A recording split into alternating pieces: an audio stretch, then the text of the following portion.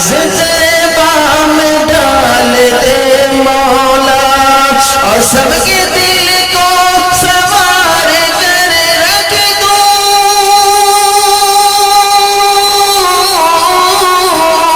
سب کے دل کو سب کے دل کو سوار کر رکھ دو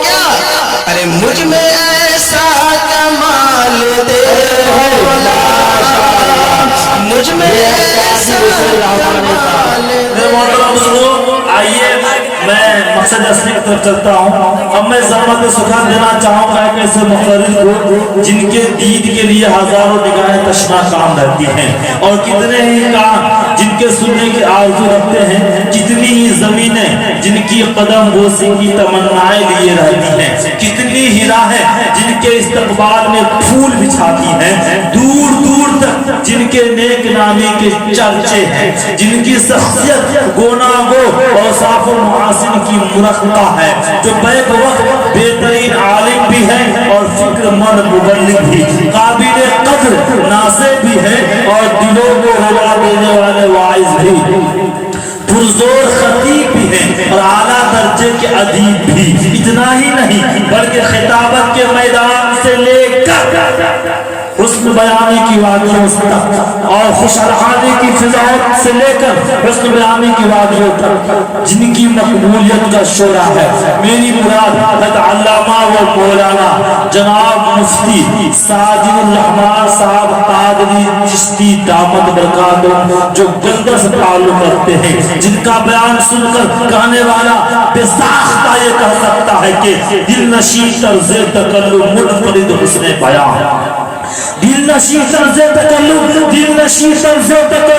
منفرد حسن بیان تیری باتوں میں پنہا درد دل کی داستان میں حضرت کا استقبال شعر کے ساتھ کرنا چاہوں گا کہ صاحبہ خانہ مدوشوں کے حوالے کر دے یہ بھائی پرندوں کے حوالے کر دے صاحبہ خانہ مدوشوں کے حوالے کر دے یہ گھروں پہ پرندوں کے حوالے کر دو ارے ٹھنڈے موسم میں بھی سر جاتا ہے باسی کھانا بچ گیا ہے تو غریبوں کے حوالے کرو نقل اسٹیج علماء کرام شورائے اسلام پردہ نشین خواتین اسلام معزز سامعین اعظام السلام علیکم ورحمۃ اللہ وبرکاتہ وعلیکم السلام ورحمۃ اللہ وبرکاتہ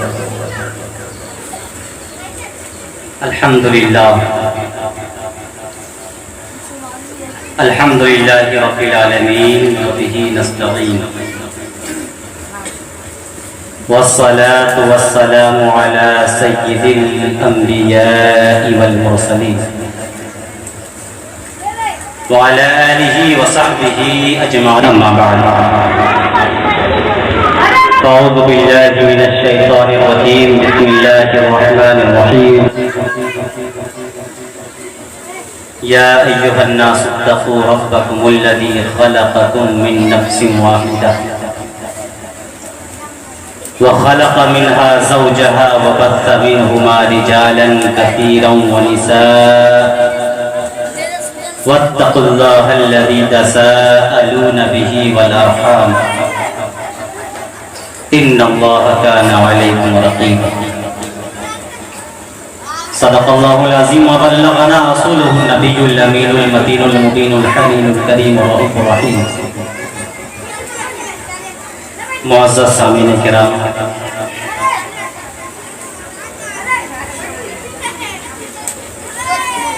آج کی اس تقریب میں آج کی اس محفل میں عالی جناب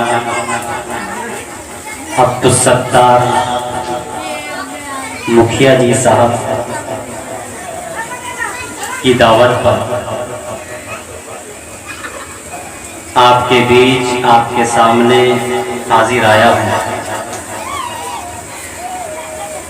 آنے میں کچھ لیٹ ہوئی کچھ تاخیر ہوئی کیونکہ ابھی میں دوسری جگہ سے آ رہا ہوں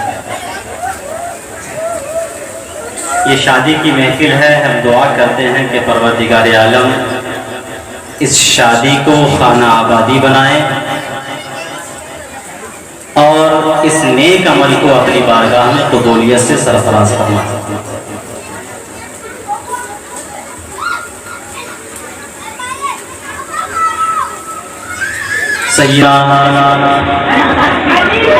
سرکار اعلیٰ حضرت علیہ رحمت و رضوان ارشاد فرماتے ہیں، صبح طیبہ میں ہوئی بٹتا ہے بارہ نور کا، صبح طیبہ میں ہوئی بٹتا ہے بارہ نور کا، صدقہ لینے نور کا آیا ہے تارا نور کا، صدقہ لینے نور کا آیا ہے تارا نور کا۔ اور کسی نے کلام اعلیٰ حضرت پر تضمین کی ہے کہ عظمت کسی نے مانگی، شہرہ کسی نے مانگا، عظمت کسی نے مانگی، شہرہ کسی نے مانگا، اولاد فاطمہ کا صدقہ کسی نے مانگا، میرے کریم سے گر قطرہ کسی نے مانگا، دریا بہا دیے ہیں دربے بہا دیے ہیں، دریا بہا دیے ہیں دربے بہا دیے ہیں۔ عزیزان ملت اسلامی، آئیے کچھ عرض کرنے سے پہلے ہم اور آپ اپنی اور ساری کائنات کے مرکز عقیدت جناب محمد رسول اللہ صلی اللہ تعالی علیہ وسلم کی بارگاہ عالیہ میں عقیدت و محبت کے ساتھ پڑھیں درود پاک، اللہم صلی علی سیدنا شفیعنا حبیبنا منجانا محمد معدن الجود والکرم وعلی آلہ وبارک وسلم، صلو علیہ صلاۃ و سلام علیک یا رسول اللہ صلی اللہ تعالی علیہ وسلم۔ میں نے قرآن مقدس کی ایک آیت پڑھی اور وہ ایسی آیت ہے کہ جسے ہر نکاح پڑھانے والا، ہر قاضی خطبہ نکاح میں اس آیت کو ضرور پڑھتا ہے۔ ایک قاضی، ایک نکاح پڑھانے والا عربی میں خطبہ پڑھ کے گزر جاتا، لیکن کبھی ہم یہ سمجھنے کی کوشش نہیں کرتے کہ اس خطبہ نکاح کے ذریعے اللہ رب العزت نے کیا پیغام دیا، نکاح کے اس خطبے کے ذریعے اللہ رب العزت کیا بتانا چاہتا ہے، اللہ اس آیت کے اندر کیا ارشاد فرمانا چاہتا ہے، اس پہ ہم کبھی غور نہیں کرتے۔ ذرا میں اسی خطبہ نکاح کی چند باتیں آپ کے سامنے پیش کر کے اپنی گفتگو ختم کر دوں گا۔ اللہ ارشاد فرماتا ہے، یا ایھا الناس اتقوا ربکم الذی خلقکم من نفس واحدہ، اے لوگو، اے میری عبادت کرنے والوں، اے میرا کلمہ پڑھنے والوں، اتقوا ربکم الذی خلقکم من نفس واحدہ، اس رب سے ڈرو، اس خدا سے ڈرو، اس اللہ سے ڈرو جس اللہ نے تمہیں ایک جان سے پیدا کیا، ایک نفس سے پیدا کیا۔ وہ ایک جان کون ہے، ایک نفس کون ہے؟ حضرت آدم علیہ السلام۔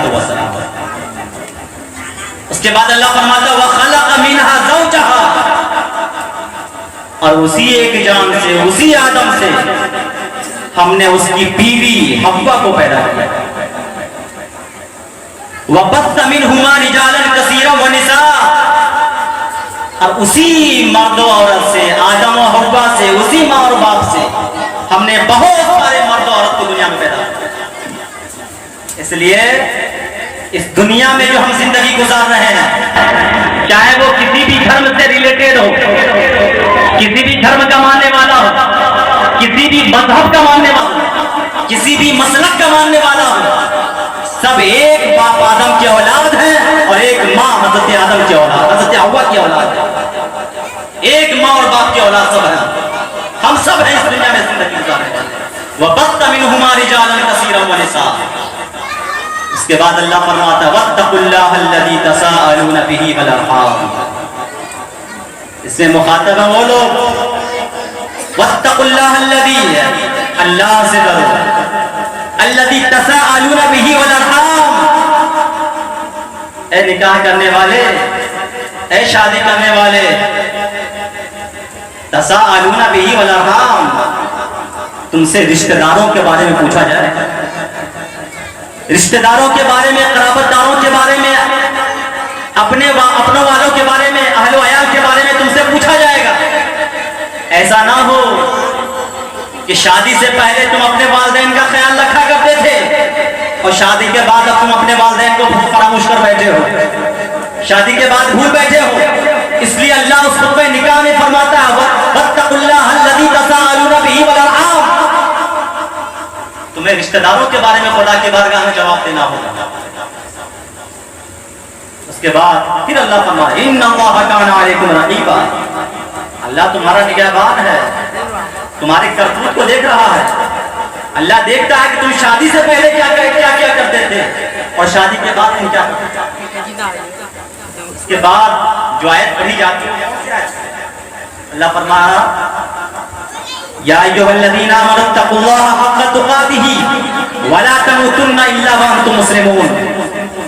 اے لوگو اللہ سے ڈرو جیسے ڈرنے کا حق، ولا تموتن الا وانتم مسلمون، اور دعا کرتے رہو تمہاری موت جب بھی ہو تو حالت ایمان کی ہو، تمہارا خاتمہ بالخیر ہو، ایمان کی حالت میں تم اس دنیا سے جا بسو.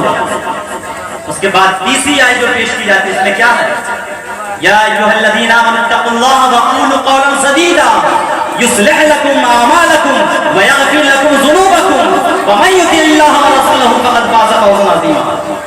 اس آیت میں اللہ فرماتا ہے، نکاح میں پڑھا جاتا ہے، اس آیت میں اللہ فرماتا ہے اے لوگو اللہ سے ڈرو. تینوں آیت پیش کی جاتی ہے، تینوں آیت میں اللہ رب العزت اپنے سے ڈرنے کا حکم اللہ کو دے رہا ہے.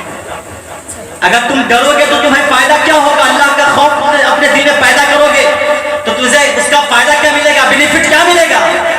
یصلح لکم اعمالکم، اللہ تمہارے کرتوت کو بھی صحیح کر دے گا، تمہارے اعمال کو بھی صحیح کر دے گا. ویغفر لکم ذنوبکم، اور اللہ تمہارے گناہوں کو بھی معاف کر دے گا. اس کے بعد اللہ بشارت دے رہا ہے ومن یطع اللہ ورسولہ فقد فاز فوزا عظیما. جو اللہ اس کے رسول کی فرما برداری کرتا ہے وہ بہت بڑا کامیاب انسان ہے، بہت بڑی کامیابی اسے مل گئی. یہ تو چند باتیں تھی خطبہ نکاح کے حوالے سے. اب ذرا آئیں ہم غور کرتے ہیں کہ یہ جو شادی کی تقریب، شادی کی محفل ہر جگہ منائی اور رچائی بسائی جاتی ہے. ذرا ہم غور کریں کہ اسلام جیسے مقدس مذہب میں اس شادی کو کس قدر اہمیت دیا گیا ہے، کس قدر اہمیت دی گئی ہے، شادی کی تاکید کیوں کی گئی ہے. نبی دو عالم صلی اللہ تعالیٰ علیہ وسلم اس شادی کی اہمیت کو اجاگر کرتے ہوئے ارشاد فرماتے ہیں یا معاشر الشباب من استطاع منکم الباء فلیتزوج. اے نوجوانوں کی جماعت، اگر تمہارے اندر طاقت ہے، قوت ہے، کیپیسٹی ہے کس چیز کی؟ شادی کی، فلیتزوج، ضرور شادی کرنا، ضرور نکاح کرنا، ضرور شادی بندھن میں بن جانا. سوال پیدا ہوا میرے پیارے آقا شادی کرنے کا فائدہ کیا ملے گا؟ شادی کرنے کا ریزن کیا ہے؟ شادی کرنے کا کارن کیا ہے؟ کس بنیاد پر انسان شادی کرے؟ نبی دو عالم صلی اللہ تعالیٰ علیہ وسلم نے اس کے دو فائدے ارشاد فرمائے، اس کا دو ریزن آپ نے بھی ارشاد فرمایا. دو ریزن کیا ہے؟ پہلا ریزن جو نبی نے فرمایا فَإِنَّهُ أَغَضُّ لِلْبَصَرِ، اگر تم شادی کرو گے، اگر تم نکاح کرو گے تو تمہاری نگاہ محفوظ ہو جائے گی، تمہاری آنکھیں خطا کرنے سے بچ جائے گی، تمہاری آنکھ کسی اور کی طرف نہیں اٹھے گی بلکہ اس دلہن کی طرف اٹھے گی جس دلہن کو تم اپنے گھر لے کر کے آئے ہو. اس کے بعد پہلا فائدہ ارشاد فرمانے کے بعد نبی فرماتے ہیں اگر تم شادی کرو گے تو اس کا دوسرا فائدہ یہ ہے فَإِنَّهُ أَعْظَمُ لِلْفَرَجِ، تمہاری شرمگاہ کی حفاظت ہوگی، تم زنا سے بچے ہوئے نظر آؤ گے، تم بدکاری سے بچتے ہوئے نظر آؤ گے. پتا چلا کہ جب انسان اس دنیا میں شادی کرتا ہے تو دو گناہ سے محفوظ ہو جاتا ہے. پہلا گناہ یہ ہے کہ اس کی آنکھ خطا نہیں کرتی ہے، اس کی آنکھ کسی اور کی طرف نہیں اٹھتی ہے بلکہ اس کی زوجہ کی طرف اٹھا کرتی ہے، اس بیوی کی طرف اٹھا کرتی ہے. اور دوسرا فائدہ یہ ملا کرتا ہے کہ اس کی شرمگاہ کی حفاظت ہو جاتی ہے، زنا سے محفوظ ہو جاتا ہے. عزیزان ملت اسلامیہ، پتہ یہ چلا کہ انسان جب شادی کرتا ہے تو بہت سارے گناہوں سے محفوظ ہو جاتا ہے. معلوم یہ ہوا کہ بچاتی ہے، شادی بے حیائی سے بچاتی ہے، شادی آپسی جو ہے نا اتفاقی سے بچاتی ہے، شادی انسان کو شادی ایک اجڑے ہوئے نشیمن کو آباد کر دیتی ہے، شادی آپس میں ایک اجنبی اور اجنبیہ کے درمیان رشتے کو استوار کر دیتی ہے۔ میرے ملت کے نوجوانوں بتانا یہ ہے کہ شادی ایسی مقدس چیز ہے، شادی ایک ایسی پاکیزہ چیز ہے تو جو اس بندے میں بن جاتا ہے، نبی ارشاد فرماتے ہیں دینداری کو لے کر کے شادی کرنے والا کامیاب و کامران ہوتا ہے۔ عزیزان ملت اسلامیہ، ایک اور حدیث پاک سن لیں۔ اب شادی کریں، نبی نے 4 چیزیں ارشاد فرمائی۔ کتنی چیزیں ہیں؟ 4 چیزیں۔ کیا دیکھو کہ شادی کرو۔ پہلی چیز نبی نے کیا فرمائی؟ لے جمالی۔ دوسری چیز لحسب۔ تیسری چیز لمالیہ۔ چوتھی چیز لدین۔ کسی بھی لڑکی سے شادی کرو، سب سے پہلے یہ دیکھو کہ اس کا حسب و نسب کیسا ہے، اس کا خاندان کیسا ہے، اس کے رشتہ دار کے لوگ کیسے ہیں۔ یہ کیوں کہا گیا؟ اس لیے کہ اگر تم حسب و نسب کو دیکھ کر، رشتہ داری کو دیکھ کر، خاندان کو دیکھ کر شادی کرو گے تو تمہارا رشتہ ایک بڑے خاندان سے جڑ جائے گا، تم ایک بڑے خاندان سے ریلیٹڈ ہو جاؤ گے۔ اور دوسری وجہ جو نبی نے فرمائی کیا؟ لمالیہ، مالداری دیکھ کر شادی کرو، دولت دیکھ کر کے شادی کرو۔ اگر تم یہ دیکھ کر شادی کرو تو پھر اگر تم غریب ہو تو تمہیں وہ سہارا دیتا ہوا نظر آئے گا۔ اور تیسری چیز کیا ہے؟ لے جمالیہ، حسن و جمال دیکھ کر شادی کرو، خوبصورتی دیکھ کر شادی کرو۔ چوتھی چیز کیا نبی نے ارشاد فرمائی؟ قابل غور ہے۔ چوتھی چیز نبی فرماتے ہیں لے دینہا، دینداری دیکھ کر کے شادی کرو۔ اس کے بعد میں فرماتے ہیں ان 4 چیزوں میں دینداری کو دیکھ کر کے شادی کرنے والا کامیاب ہوگا۔ 4 چیزیں ہیں۔ ایسے موقع پر ایک بڑی پیاری بات ہمیں یاد آ رہی ہے۔ ایک زمانے جاہلیت کا ایک شاعر گزرا ہے، ابو الاسود دوالی۔ اس نے اپنے بیٹوں کو بلایا اور کہتا میرے بیٹے، میں نے تمہاری جنم سے پہلے اور جنم کے بعد، تمہاری پیدائش سے پہلے اور پیدائش کے بعد تمہارے ساتھ بھلائی کی ہے، احسان کیا ہے۔ بیٹے سننے کے بعد کہتے ہیں ابا جان، شادی کے بعد، میرے جنم ہونے کے بعد، میری پیدائش کے بعد جو آپ نے ہمارے ساتھ احسان کیا ہے، بھلائی کی ہے، وہ تو ہمیں سمجھ میں آ رہی ہے۔ آپ نے ہمیں چھوٹے سے بڑا کیا، پروان چڑھایا، پالا پوسا، پڑھایا لکھایا، یہ جو ہمارے ساتھ آپ نے بھلائی کی ہے، خیر خواہی کی ہے، احسان کیا ہے، یہ احسان تو ہمیں سمجھ میں آ رہا ہے، لیکن میری پیدائش سے پہلے، میرے جنم سے پہلے جو آپ نے ہم پر احسان کیا ہے، وہ احسان ہمیں سمجھ نہیں آتا۔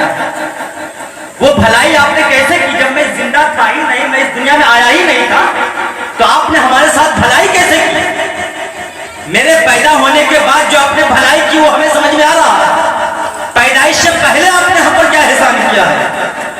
بیٹے کے سوال پر باپ نے جواب دیا، میرے بیٹے، جس طرح سے ہم نے تمہارے جنم کے بعد تم پر احسان کیا ہے، جو تمہیں معلوم ہے، جنم سے پہلے بھی ہم نے تم پر احسان کیا ہے۔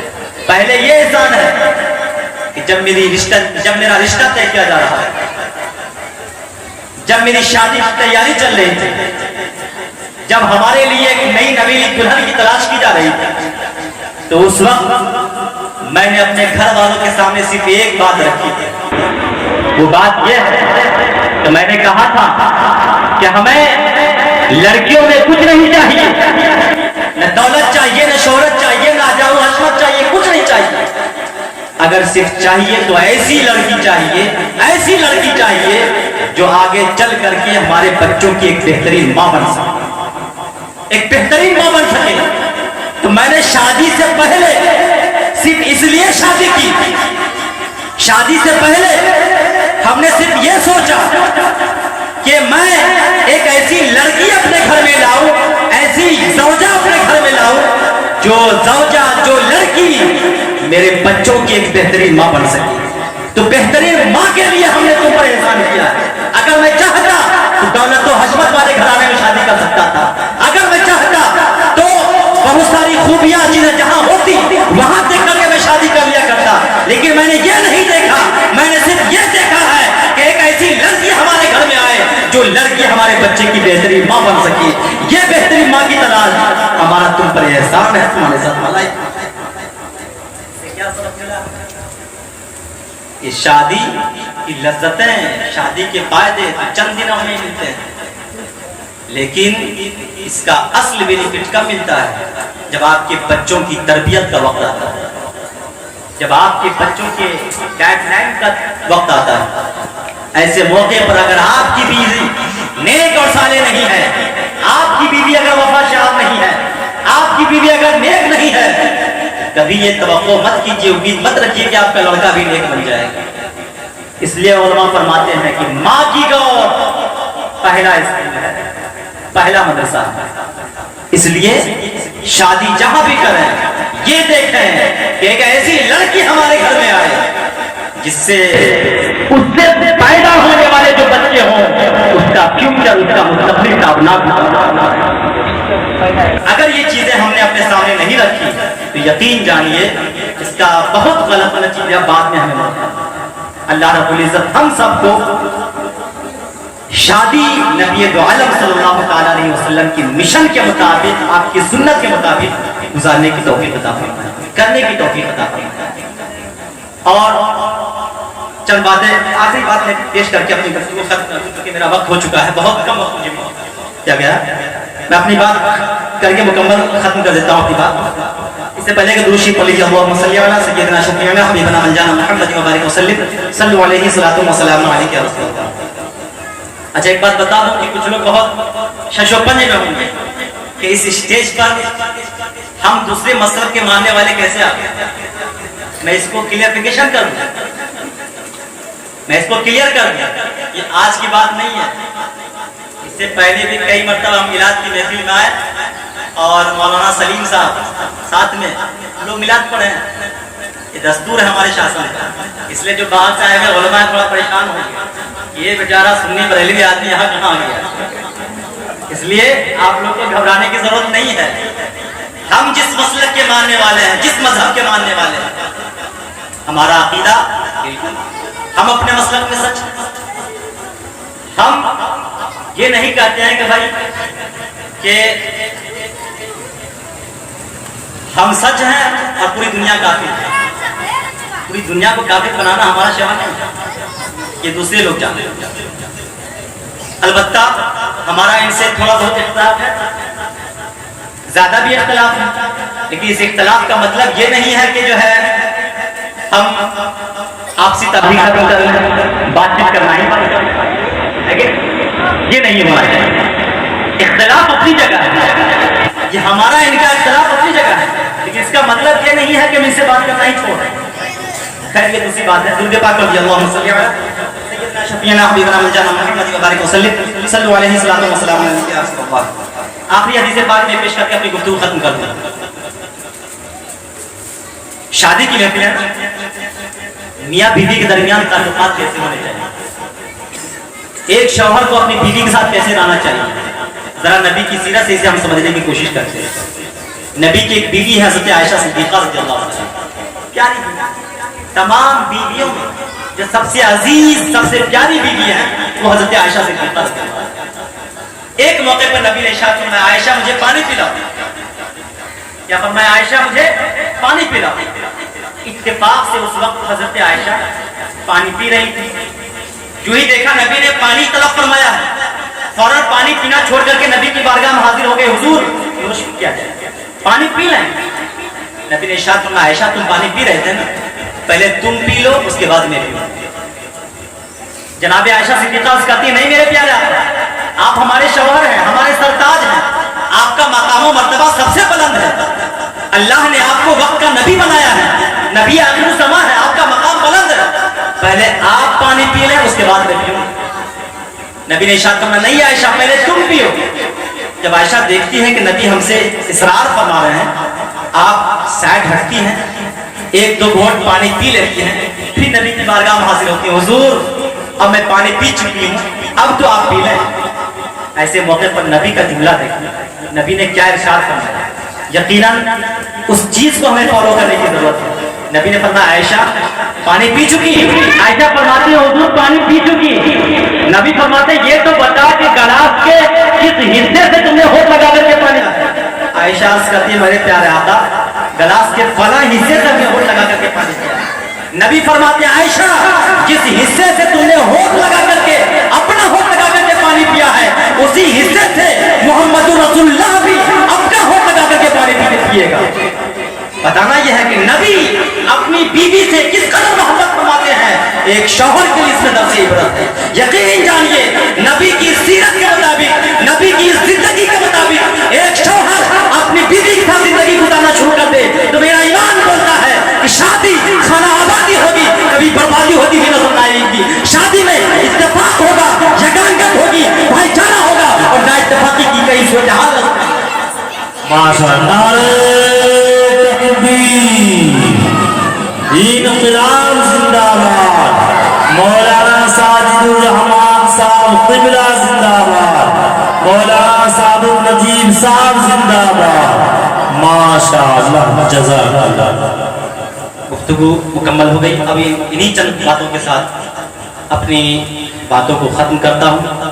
اللہ رب العزت کی بارگاہ میں ہم سب دعا کو ہے کہ پروردگار شادی کی اس تقریب کو اپنی بارگاہ میں قبول فرمائے اور ہم سب کے گناہ صغائر و کبائر کو معاف فرمائے، اور مسلمانان عالم پر جو پہاڑ مصیبتوں کے ٹوٹ پڑے ہیں اللہ رب العزت ہم سب کو اس سے نجات عطا فرمائے، عالم اسلام کو ہی حفاظت فرمائے۔